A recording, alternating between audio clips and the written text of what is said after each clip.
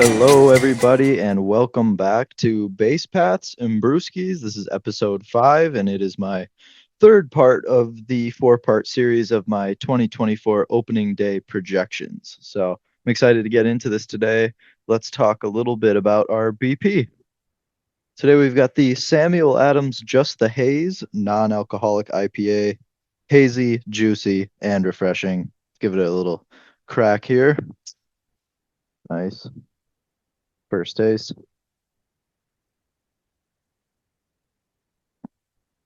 Ooh, that's good. I'm not usually an IPA guy. I've kind of been telling people who um just at work or whoever talking to about IPAs, and I was, kind of telling them I'm not a huge fan of them, but this is really good. A good flavor. It's kind of a bit of a like fruity flavor. It is very refreshing. I like it. Nice. Surprising it's not alcoholic. So this is my infield.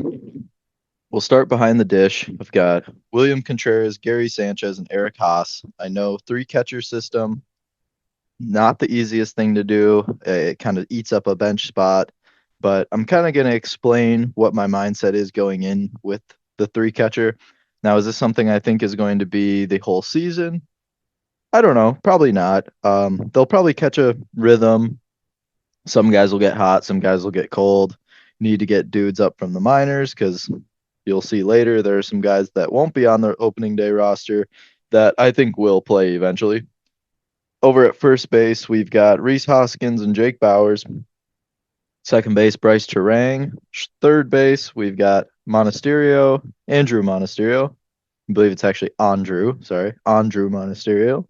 Joey Ortiz coming over from Baltimore, and Willy Adames at shortstop. Let's talk about our everyday all-star guys. The first one I'd like to talk about is Mr. Willy Adames, our starting shortstop. He's going to be a free agent in 2025. So last year of team control on him right now. His 2023 season, just a little slash line for you, 217, 310, 407. And for my listeners who aren't familiar with what a slash line is, the first number is the batting average, the second number is the on-base percentage, and the third number is the slugging percentage. And the last two will combine to be known as OPS, on-base plus slugging. And that's typically one of the more popular stats nowadays to sum up how good a hitter is, just because it's a pretty good accumulation of how much they get on base and how well they hit for power. So leading into that, we'll talk about his OPS plus being 95. So basically what OPS plus is a baseline of 100 is average score. Anything above 100 is above average. Anything below is below. And this takes in to account the player's OPS along with the stadium that he plays in, so his home stadium, as well as I believe like yearly shifts. So like 2019, the juice ball year, the OPS plus would be adjusted for that, I believe. Don't quote me. He had 24 home runs, 80 RBI, obviously still producing with the power. And that was all in 638 plate appearances. He had a 3.0 WAR. A lot of that coming from fielding. He's a great fielder at the shortstop position. In 2024, he's projected. Now, I used baseball reference projections for this episode and my next episode with the outfielders. In the pitching, I was using Zips.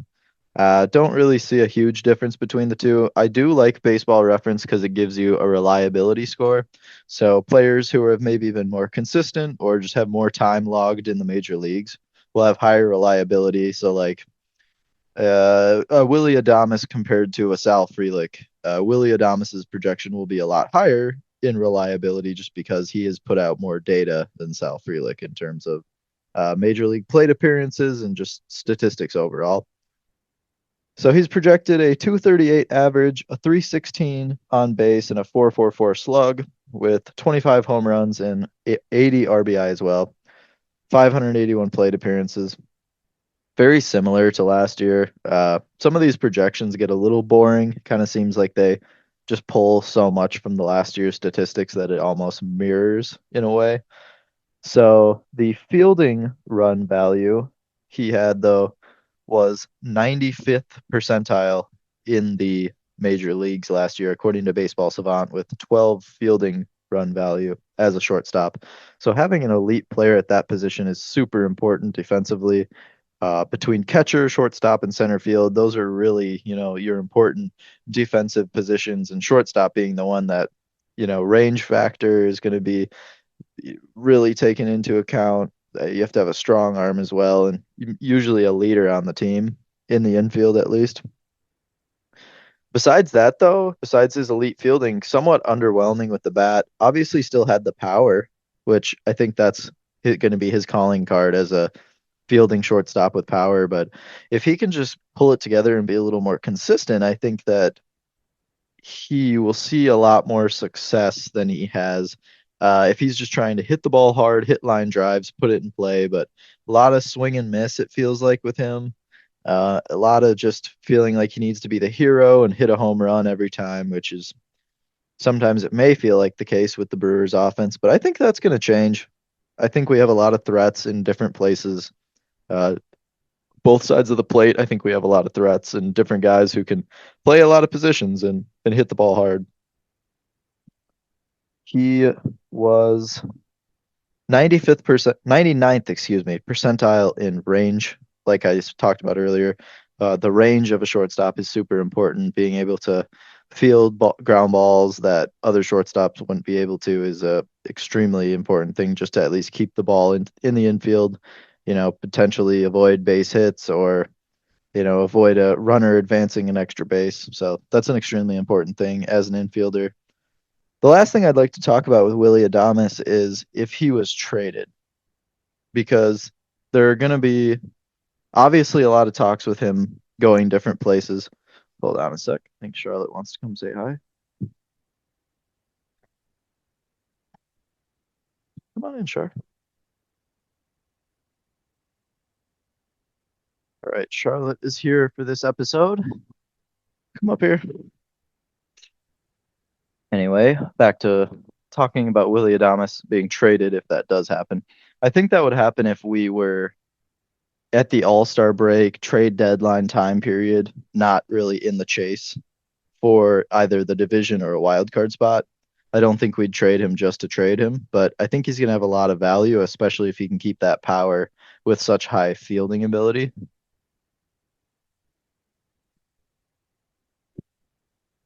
Now, who would he be traded to?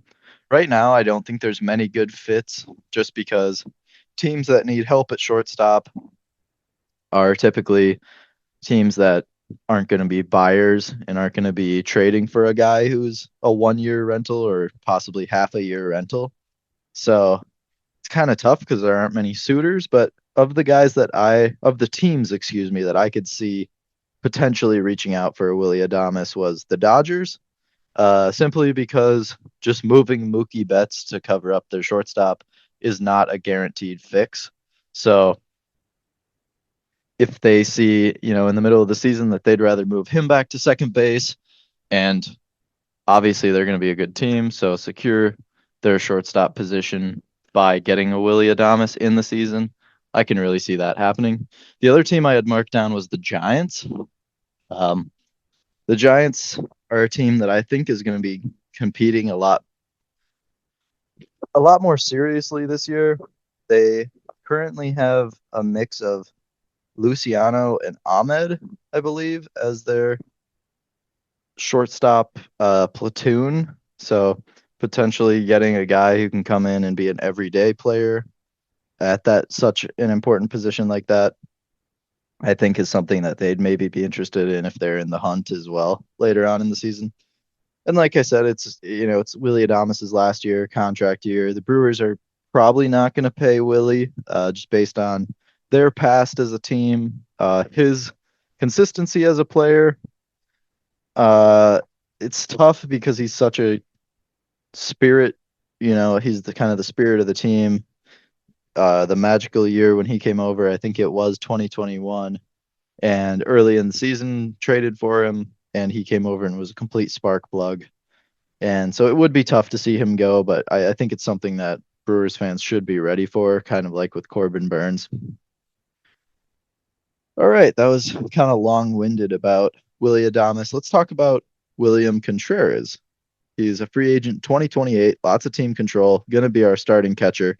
I think he's been said to be starting more games at catcher this year, which is insane considering the amount of games he started last year at catcher. A little stat that I saw on Twitter, or X, excuse me, was that the Brewers were one of only 4 teams to have 2 catchers start over an entire major league season last year. So it was, I believe, the Brewers, the Twins, the Phillies, and the last team's kind of slipping me here, but I think that's, a big credit to William Contreras, excuse me, for being such a consistent player, improving his fielding, and being such a powerful bat at the catcher position. Let's dive into his 2023 and 2024 projections here a little bit. In 2023, he had 611 plate appearance where he slashed 289, 367, and 457. Great numbers. 125 OPS plus, 17 home runs, 78 RBI, along with a 3.8 WAR. His 2024 projections was 543 plate appearances, which I think is low because he's going to be an Iron Man for us and play hopefully every day, whether that's DHing or catching. They projected him at 279, 357, and 466. Kind of like I said earlier, it just seems like Baseball Reference took last year's statistics and just shifted him up or down by, 10 points, whatever you want to say. Also projected 20 home runs and 69 RBI. Nice. His batting run value was 19. Excuse me. He had 19 run value of batting with the 84th percentile in the league, and his fielding run value was 8, putting him at 90th percentile. So not only getting it done behind the dish, but also in the batter's box as well. He had an 87th percentile hard hit percentage, 93rd percentile in framing. He went to the Brewers catching academy, whatever that's called, where they just turned him into catching robots, it seems. He is a stud. If he goes, we go, plain and simple. The more he's playing, the more success we have, in my opinion. I think he's going to get the huge workload, and he seems to be just a true competitor, a guy who wants to go out and not just be better, but be the best. That's what I've heard from interviews with Pat Murphy, and other coaches in the organization as well, is just how hungry he is to continue to improve, even after such a breakout season last year. So obviously, I think everyone should be excited about having this guy behind the dish for us. The last guy I think is an everyday or potential all-star player was Rhys Hoskins. Didn't play last year. He's on the team for 1 to 3 years, depending on how the options are taken. The first year, after the first contract year, he has a player option. I believe after that, there's either a team or mutual option for 26. But in 2022, let's rewind a little bit. 672 plate appearances where he slashed 246, 332, and 462 with a 123 OPS plus, 30 home runs, and 79 RBI, valuing out at a 2.9 WAR. His 2024 projections was only 267 plate appearances, 247, 330, and 481 slug, with 13 home runs and 35 RBI. I think this took into account too much his injury. I'm kind of going to throw that projection out of the window. It didn't seem to encompass how much he's probably going to play. I would expect like 500 plate appearances at least for him. It's a prove-it year. He, like I said, has the player option at the end of the year. So he can go out, ball out, decline his player option, and go out and get a big deal, get a bag. And that's what you hope for players. Everyone wants to get paid. It's always good seeing dudes get good money.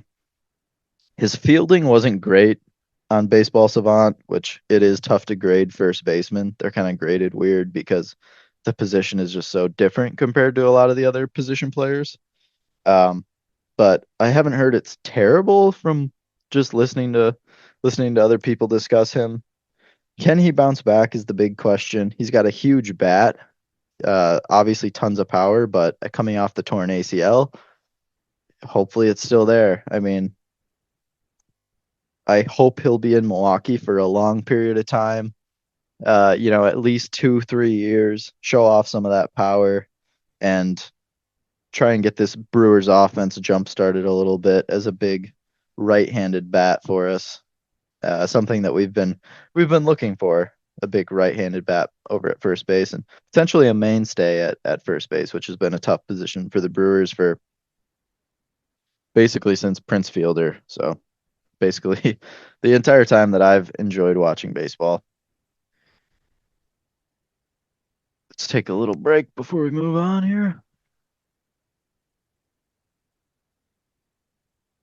All right. Let's talk. Um, I titled this section Bryce Terang in much bigger font and Andrew Monasterio, excuse me. I'm trying to correct that. I've tried I don't know why I did this font change, but I thought it was kind of funny. In 2023, Bryce Terang had a 448 plate appearances, 218, 285, and 300 slug percentage with a 62 OPS plus. It's pretty miserable in terms of a number, but I don't think that quite encompasses the player and person that Bryce Terang is. 26 stolen bases, 4 caught stealing with 1.6 WAR. His 2024 projection was a similar number of plate appearances with a 236 average, a 306 on base, and a 357 slug, with 21 stolen bases and 3 caught stealing. Now, I don't understand the projection here. If he's getting on base at a higher clip, why would he steal less bases in a projection? That's my critique of this projection, I guess.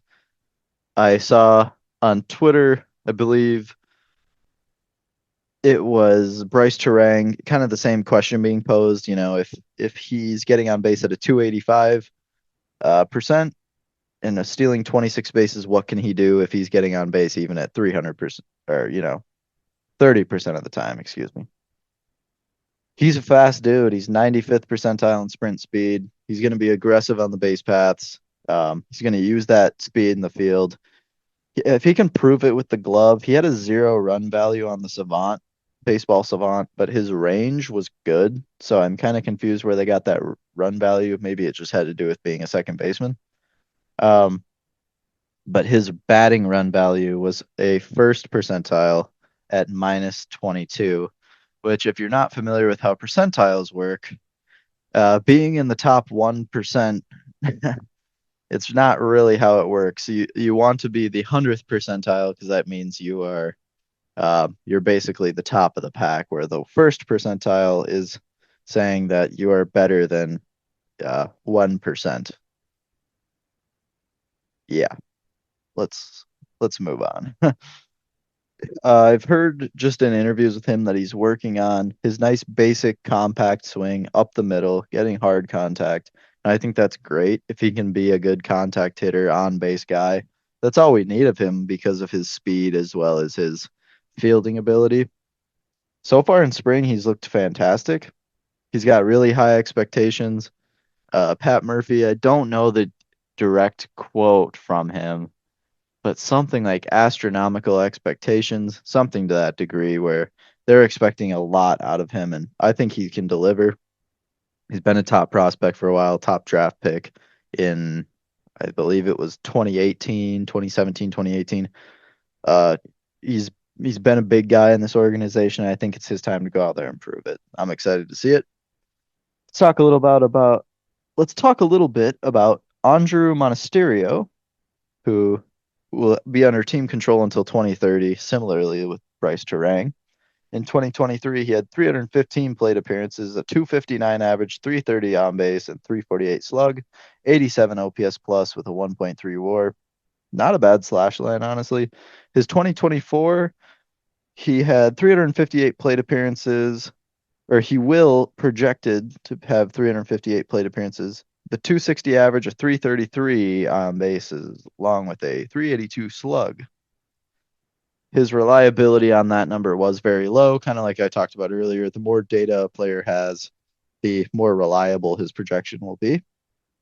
He's a versatile guy, can play pretty much every spot in the infield besides first base, so a decent enough fielder to plug and play. He's a smart batter. He has good at bats. I remember last year it seemed like every time I watched him, he was either walking or putting a hard swing on a ball and putting it in play. So didn't seem like he struck out too much. I just think he needs more experience, and I don't think he was a popular name coming up compared to like a Bryce Terang, compared to a Sal Frelick, a Garrett Mitchell. So I think he really has a lot to prove, but I think he just needs the time to do it. So I'm hoping that this year he can have some time to either plug in as a utility guy, potentially start the year at third base, which is kind of what I think will happen. Is him and Joey Ortiz will do a little bit of a rotation over at third, maybe run with a hot hand, because Bryce Terang, it was released that he would be the starting second baseman for at least opening day. So it's kind of now just a battle for that third base spot. And I think Andrew's done a lot to put himself in a good spot when it comes to starting. The next category I came up with was the I want to love you guys. And that would be Gary Sanchez and Joey Ortiz. Gary Sanchez in 2023 played for the New York Mets and the San Diego Padres. He had 267 plate appearances, a 217, 288, 492 slug. Really big slugging number there. 19 home runs with 47 RBI, 113 OPS plus, which I kind of talked about this in the WAR draft, but that was such a good number to see considering he played at Petco Park. Not a hitter's ballpark, so considering he had a 492 slug, was pretty fantastic. And a 2.5 WAR. In 2024, he's projected 381 plate appearances. I think that jump in opportunity comes from his likely role as a DH, which will kind of lead to me talking a little bit more about why Eric Haas will make the opening day roster. His 216 average, 297 and 429 slug is his projection, along with 18 home runs and 52 RBI. Like I said, probably going to be a DH, as well as a backup catcher. He was the personal catcher of the National League Cy Young Award winner Blake Snell last year, so it's got to be a bit of a testament to how good he is as a backstop as well. He's a former Silver Slugger, a two-time All-Star. He's got it in him to be a good player, an everyday type guy. I want him to go for it and just ball out. I think he's got it in him. I think he's got the power, something the Brewers seem to have consciously added a lot of after a lack of offense last year, especially in the playoffs. His fielding run value was a 3 as a catcher, which is 72nd percentile. His pop time was the 86th percentile in the league. He's a big slugger. A lot to be excited about with Gary. Moving on to Joey. Joey Ortiz acquired in the Corbin Burns trade along with DL Hall, who we talked about in the starting pitching projection. So far, he's been balling out in the spring, and I know it's spring training, but he has been raking this spring. He played great in AAA last year with an 885 OPS. I wrote down his major league numbers, but it was like 34 plate appearances, and he had like a 26 OPS plus. Wasn't too hot in those plate appearances. But his 2024 projection is 217 plate appearances, along with a 250 average, 313 on base, 403 slug. I mean, that puts him at around a 716 OPS projected. I'd be happy with that, but I would like to see more plate appearances from him. I don't think it's going to be in the 200s, at least that low in the 200s. I think he's going to get significant time to play third base, second base, and potentially shortstop, depending on what the Brewers decide to do with Willy Adames come mid-season. He's got decent enough speed as well. Like I said, plays every infield position, just like Andrew Monasterio. I kind of predict he will fit more as a shortstop once Adames is no longer with the team. I have big hopes for him.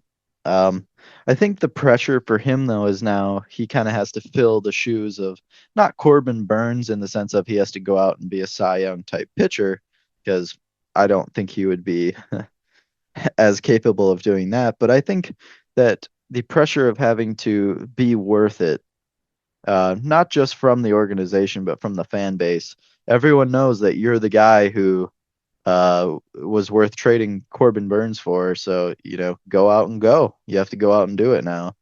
And I think he can. I really like this dude. From what I've heard in interviews, very grounded guy. Seems to be humble but confident, and I think that's a good match for what we like here in Wisconsin and what the Brewers would like to attract to their organization. So, welcome to Milwaukee, Joey. Next, I'd like to talk about the hit ball, stop ball guys. The hit ball, stop ball is made up of Jake Bauers and Eric Haas, who I predict to make the opening day roster. I'd like to stress that with these guys, that I believe they'll be on the opening day 26 man. However, that does not necessarily mean they will be on the team throughout the season. Jake Bauers is projected to hit 336.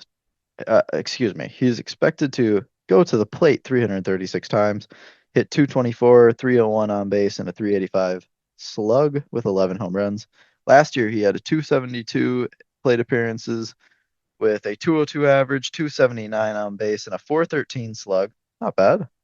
12 home runs, 87 OPS plus, and a negative .9 WAR. Not great. He is a lefty, another lefty in the lineup, left-handed first baseman. I think that's why he will make the team, is that we just have so few first base options. He can also kind of play corner outfield, I believe. He's got a strong arm. It was ranked 72nd percentile, so not bad. But I think he just needs to go out and hit the ball hard, plain and simple. If he can have a bounce back year by just putting some hard hit balls in play, being a clutch, first base replacement for Hoskins if there's any injury trouble or if we just need him to DH that day. But I think he has the opportunity to have a huge bounce back. Not a lot of people gunning for his job as a backup first baseman this year, so I don't think there's a lot of pressure on him.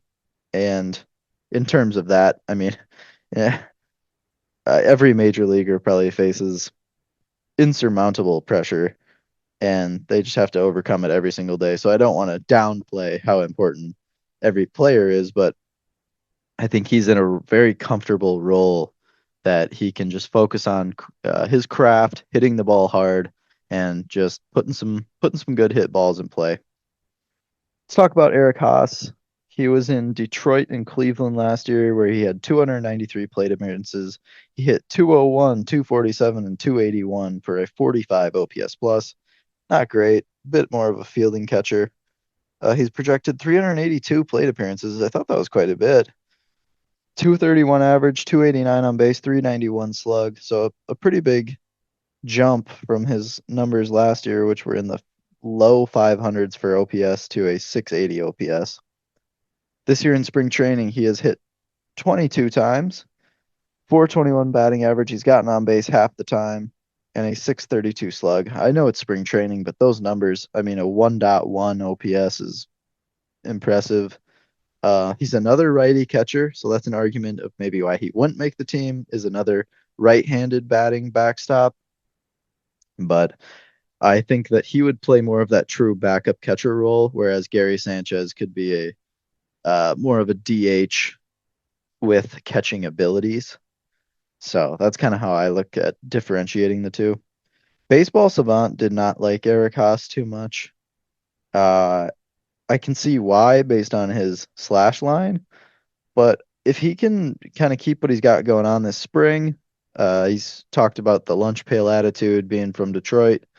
If he can bring that to Milwaukee, work hard, I think there's always going to be a spot for him on the roster as a backup catcher. Owen Miller, I did not have him making the opening day roster. A little bit about him from last year. He was 93rd percentile in range, a utility guy. He can play. I know they tried him in left field last spring training. He can play second, third. Maybe he could play short. I think they tried him at first a bit. a hometown kid. Last year he hit 261, 303, and 371 and 314 plate appearances. A lot of 300s. 2024, he's projected 404 plate appearances with a 250 average, a 304 on base, and a 377 slug. So very similar numbers to last year. They're giving him a lot of plate appearances, and I don't think that would happen if he didn't start with the team on the opening day roster. But I think he's a guy who's going to be in the wings and waiting in case there's injury, in case there's slumps. And he's a dude who can kind of catch fire and be a bit of a spark plug as well. So my last group that I wanted to talk about are just some guys that I'm excited about. I labeled it "This is Epic." So first we've got Sal Frelick. Obviously, I'll talk about him more in the outfield episode, but it was very cool that he trained with Dustin Pedroia this offseason, the Boston Red Sox future Hall of Famer at second base. He's going to be an everyday guy, and just knowing that he can play all the outfield positions confidently. He can play second, he can play third. It was so cool seeing him play third base. I mean, that was really exciting to see just how creative Pat Murphy's getting and how creative the organization's getting and how flexible and how good of an athlete Sal Frelick is. I think that really speaks to how good he is as just a pure athlete as well. Let's talk about Jefferson Caro, is I believe how you say our young catching prospect's name. Last year in Double A, he hit 16 home runs. He's got huge pop. I think he's the third ranked catching prospect in the minor leagues right now. And that's super exciting knowing we have William Contreras and Caro in the organization here. That's really awesome. The next guy was Brock Wilken, a big bat. I see him more as a first baseman just because I think our infield's so crowded with young, controllable guys. I can see him making that move to first base once Rhys Hoskins gone. I don't necessarily think we'll see him this year in the major leagues. I don't see why you would rush, especially if there's a situation where we're in the race for things. I can see us potentially going out to buy another bat in terms of a trade. And if we're maybe not in it this year, then I don't see the point in necessarily calling him up, especially if we still have Hoskins. So I can see him moving to first base, but currently third base guy at the moment. The last guy was Tyler Black. I mean, he can hit, he can run, he can field. I think he's going to make his debut this year and do some special things. I know they've got him playing a lot of positions in the infield, learning. I believe he started more at third in the minor leagues, third or second, and they're trying to get him comfortable with some other positions, and he seems very open to it. But the dude can flat out play, and I'm super excited. And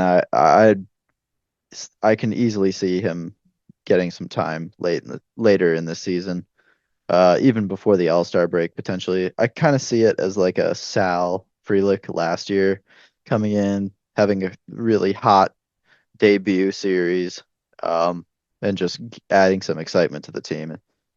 I mean, they even kind of look alike, so maybe that has something to do with it. But some good-looking fellas on this screen right now. If you're just listening to this, why don't you just go Google Sal Frelick and Tyler Black and Jefferson Caro and tell me they're not some handsome dudes. So take a little sip of this beer here.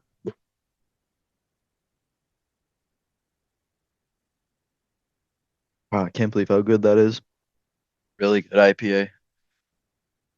The Brewers trivia this week. What year did Willy Adames hit his highest, home run total as a Brewer with 31 nukes? Was it A, 2021, B, 2022, or C, 2023? Speaking of trivia, last episode we asked who the second career save leader in Brewers history is, and the answer was Josh Hader. Hopefully we don't have to see him too much when he's down there in Houston.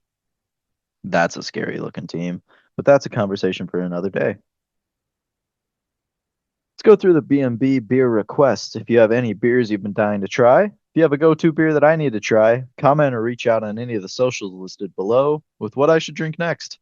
I will be having my first alcoholic beer on the pod after the opening series against the Mets.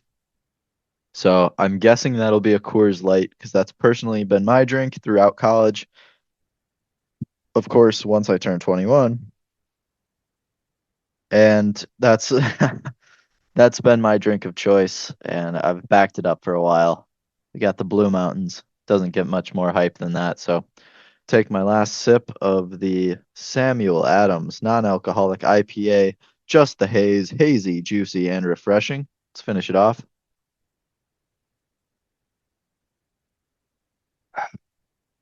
And the beer is gone, and the podcast is done. Thanks for listening, guys. Have a good one.